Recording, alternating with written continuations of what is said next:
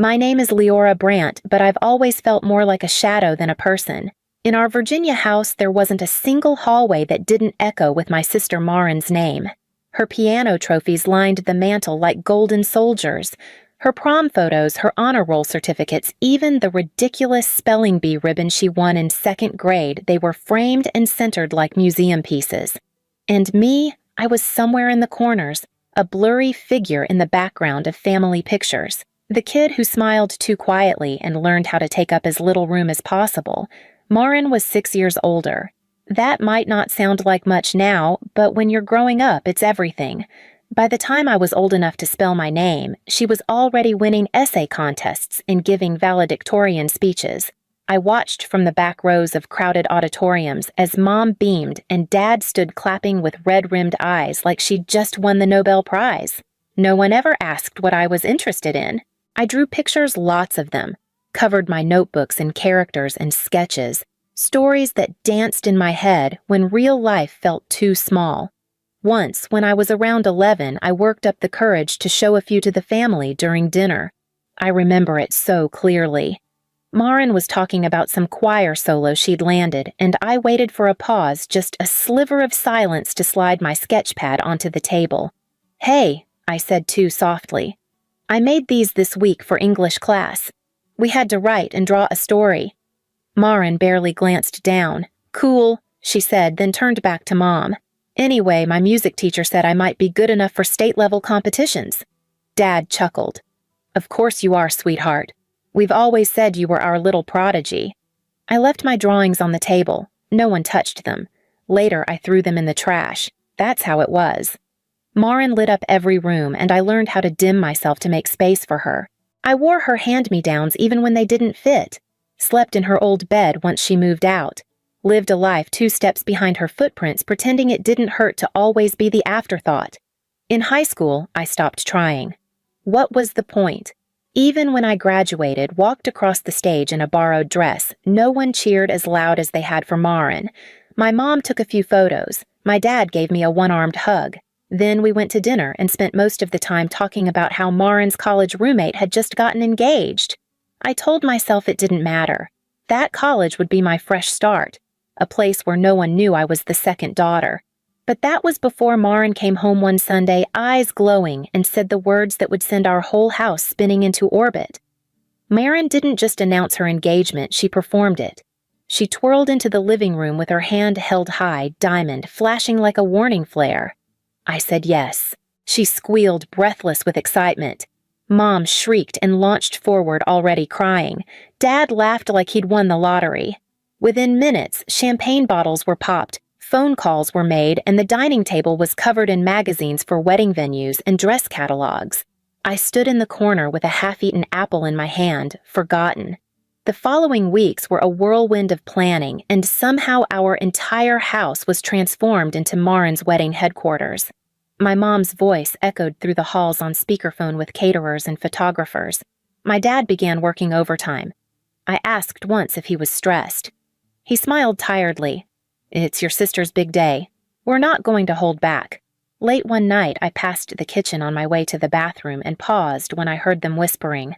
"We'll need to take out a loan," Dad said, rubbing his face. "That vineyard venue's non-refundable." Mom sighed. "She deserves it, Ellis. She's waited her whole life for this."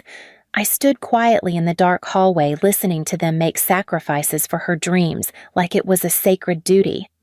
I thought about what it would feel like to have people bend over backwards for something I wanted, to be met with joy, not hesitation, to be celebrated for simply asking. The wedding was everything she wanted. Soft pinks, gold accents, string quartet. She looked like a page out of a bridal magazine. People said she glowed. I just felt like I was fading. I smiled in pictures. I fluffed her dress. I held her bouquet when she got tired, and when someone asked if I was her sister, I said yes, with a smile that didn't reach my eyes. After the honeymoon, we had another Sunday dinner. Marin waltzed in late, plopped her purse down, and said, "I've decided to be a stay-at-home wife. Jack makes more than enough." Our parents exchanged a look, brief tight, but their mouths formed smiles almost immediately. "That's wonderful, sweetheart," Mom said. If it makes you happy, that's what matters. I chewed slowly, staring at my plate, trying not to scream. They'd gone into debt to give her a wedding fit for royalty, and now she was leaving her job without a second thought. No one asked if she'd thought it through. No one questioned if it was wise. They just nodded like it was the most natural thing in the world.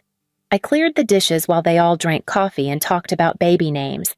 A month after Marin announced she was pregnant, I finally worked up the courage to ask. It was after dinner. Mom was assembling a scrapbook of Marin's ultrasound photos. Dad was watching golf with the sound low. I cleared my throat hard in my mouth. I've been looking at colleges, I said. I really want to start in the fall. Mom barely looked up. That's nice, honey. I was wondering if maybe you could help with tuition. They glanced at each other in exchange I'd seen too many times. Silent calculations. Quiet avoidance. Well, Dad said after a beat we'd love to, but with the loan for Marin's wedding and the down payment on their house. We can cover half Mom cut in, but you'll need to figure out the rest on your own. I nodded, swallowing the lump in my throat. Okay, thanks.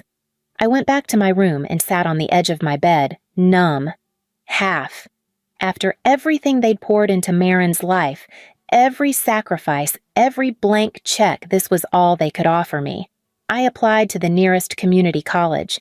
It wasn't my dream school, but it was what I could afford. I picked up a job at a 24-hour diner off Route 29. The pay was lousy, but the tips were decent when the truckers rolled through late at night. Most shifts I kept my head down, poured coffee, took orders, smiled when it was expected. But there was one customer, Ms. Carroll, who came in like clockwork every Wednesday at 10:15 p.m.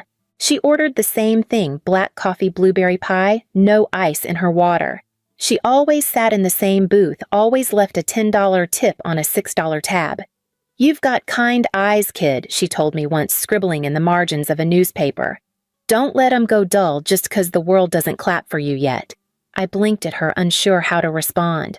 No one had ever said anything like that to me before, especially not someone who wasn't obligated to. After that, I started looking forward to Wednesdays. It was the only part of the week that didn't feel like survival, and I clung to it, especially once Marin's twins arrived and the weekends stopped being mine at all.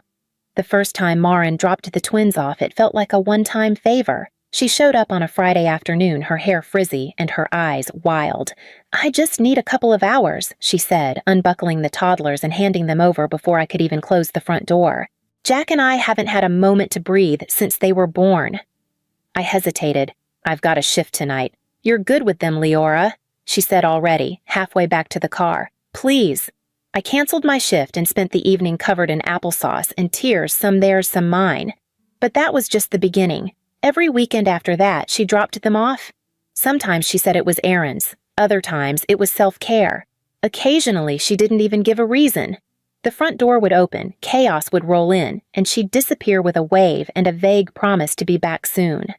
I tried to speak up. I really did. One Saturday, after barely sleeping through a week of midterms and working back-to-back shifts, I snapped. Marin, I said, standing in front of the door as she tried to leave. I can't keep doing this. I'm drowning here. I have school, work. I'm exhausted. She froze, purse half zipped.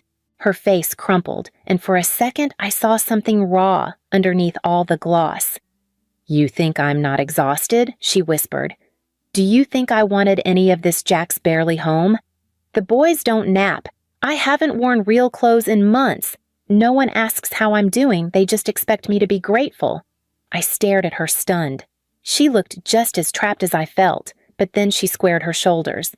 You're not a mom, Leora. You don't understand. You'll help right. Just for a little while. And just like that, it was back on me. I turned to our parents later that evening, voice shaking. I need some space. I need time to study, to sleep. Dad didn't even lower his paper. Your sister needs help. Be glad you can give it. Mom sighed. Don't be selfish, Leora. You'll have kids of your own someday, you'll understand. I didn't know what was worse, the guilt or how familiar it felt. So I folded. I kept showing up, bottle warming, diaper changing, cartoon playing. Weekends stopped belonging to me. Everything did. I spent 6 months scraping together enough money for 3 nights in Myrtle Beach. It wasn't glamorous. The motel had dated floral curtains and sand stuck in the lobby carpet, but it was a block from the ocean and it was mine. I'd booked it myself, paid with my own tips, and counted the days like a prisoner crossing off calendar marks on a cell wall. When the bus finally pulled in and I stepped off, salt hit my skin like a baptism. For once, I didn't hear crying kids or clanging dishes just to the ocean. I checked in, dropped my bag, and changed into the one swimsuit I owned. I didn't care that it was faded. I was here. I was free. I came back from my first walk on the beach, glowing my flip-flops still dusted with sand. That's when I saw them, Mom, Marin, and the twins outside the motel room next door. 2 big roller bags sat beside them. The boys were already chasing seagulls in the parking lot. "What? What are you doing here?" I asked, voice tight. Mom beamed. "We thought it'd be fun to surprise you. Family trip." "But how did you—" "Oh, Marin saw the email confirmation on the kitchen counter," she said, brushing it off. "We didn't want you to be alone." I looked at their room. It was clearly an upgraded suite balcony ocean view, big enough for all of them. My room was a converted storage unit with mismatched towels and one flickering lamp. Before I could process the sting, Marin was already pushing the twins toward me. "They've been dying to see the beach," she said. "You don't mind watching them, right? Jack and I want to take a long walk. Maybe hit that new oyster bar. I need to grab some snacks," Mom added. "And sunscreen. We'll be back soon." And just like that, they were gone. I stood there while the boys tugged at my arms, laughing and screaming. My room turned into a jungle gym. They smeared juice on the sheets, broke a lamp-flushed apple slices down the toilet. I spent the second night on the phone with maintenance and paid out of pocket for a plumber. By the end of day 3, I was more tired than I'd ever been. My skin burned, my patience frayed, and my wallet emptier than when I arrived. When Marin complained that she was exhausted from all the traveling, something inside me cracked open. The moment I walked back through our front door, the exhaustion hit me like a wave. I dropped my bag by the stairs and headed straight for my room, ignoring the blur of the television and the way Dad barely glanced up from his recliner. I collapsed onto my bed without even changing. My legs ached, my shoulders were stiff, and my bank account was down to single digits. I hadn't had a single uninterrupted night of sleep since the trip started, and all I'd wanted was 3 quiet days by the water. Instead, I came back with a sunburn, a migraine, and a bill for a broken motel lamp. I don't know what exactly snapped the next morning.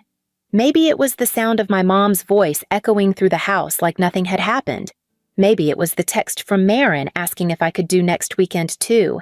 Maybe it was just the silence that came after too much noise. I pulled out my duffel and started packing. The door slammed open so hard it hit the wall. "Eliza, what are you doing?" Mom stood there, her arms crossed, disbelief painted across her face. "I'm leaving," I said quietly. "I'm moving out." Her mouth dropped open. "You're being dramatic." Dad's voice boomed from the hallway. "If you walk out that door, you're on your own. No help with school." "Nothing."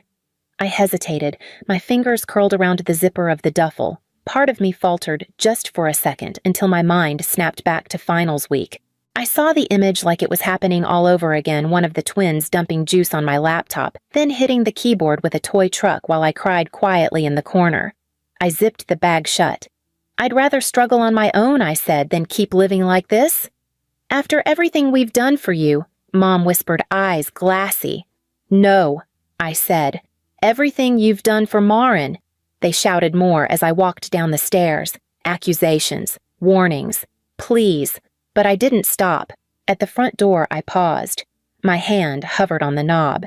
"If you leave now," Mom said behind me, voice cracking, "don't bother coming back." I opened the door. The light hit my face like a slap and a promise all at once. I stepped through and didn't look back. For the first 2 weeks, I slept on Danny's couch. She never made me feel like a burden, just handed me a pillow, a blanket, and a pair of keys. "It's not much," she said, "but it's yours while you figure things out." I figured things out $1 at a time.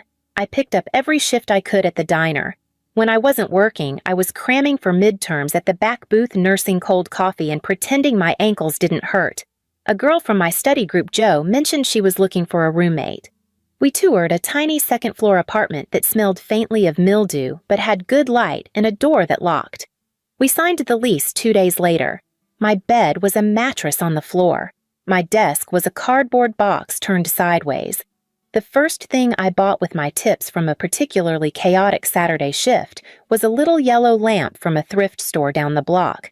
It was chipped on one side, the switch wobbled, but when I plugged it in, the room felt like mine. I learned how to stretch spaghetti for 3 nights in a row, how to patch holes in jeans, how to cry in the shower without anyone hearing. I missed meals. I pulled all-nighters. I spent hours staring at numbers trying to make rent and tuition live on the same page. But the silence at night belonged to me. The air, the exhaustion, even the fear, they were mine. No one banging on the door. No twins. No guilt. Just the dull glow of that lamp by my mattress and the sound of my own breathing. And then before I could catch my breath, my birthday rolled around. I hadn't expected anything for my 25th.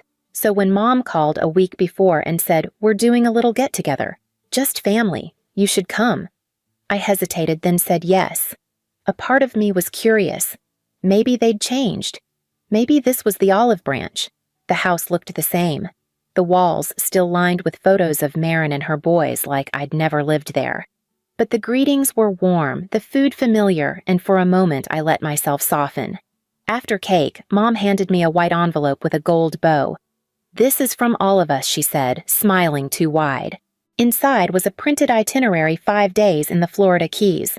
Flights, hotel, all paid for. Dad clapped my back. A family vacation. Finally.